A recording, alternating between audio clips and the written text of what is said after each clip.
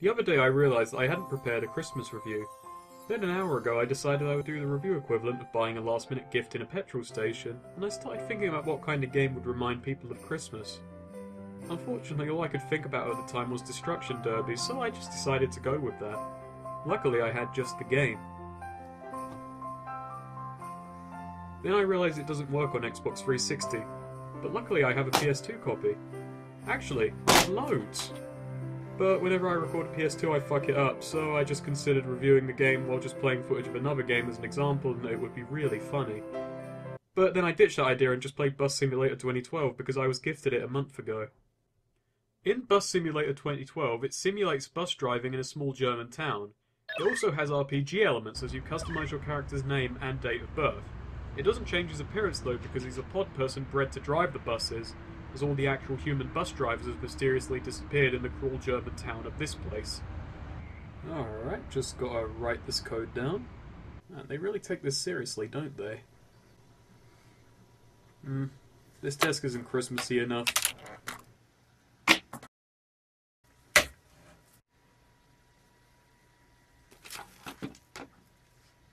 And I'm already using this paper for something.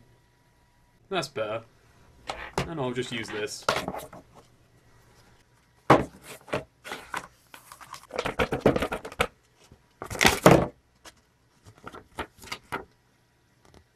Hey, it's already in here. Fucking sweet. Also, I chose beginner because, you know, it's my first day on the job.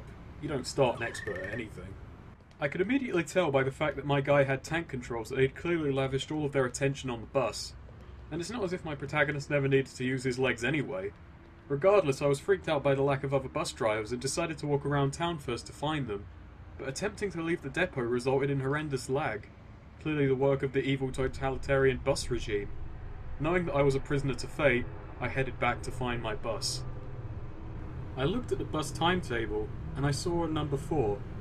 And knowing that's the bus what drives around where I live, I know the area pretty well. I decided on a number 4.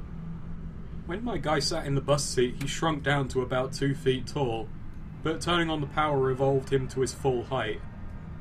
A strange little quirk of nature there. Anyway, I then did what I always do in games and start hitting all the buttons to see what they do. Very little does anything interesting. I tried to escape the demon bus terminal, but hitting W just made a clacking sound, and I managed to turn on the wipers. I entered my code as I'd prepared for this scenario, and then it asked me to hit the green best button.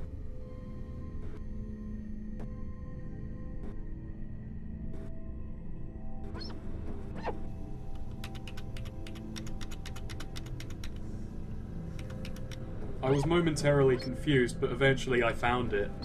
It was in the bottom right corner. I started pressing buttons in the hope it would do something, entering codes for routes and shit, but nothing worked because I didn't bother looking up or memorizing anything. I knew I couldn't voice my disdain, lest I suffer the same fate as many other bus conductors. But in the end I gave up, slumped in my seat, and turned off the wipers, and went back to guessing.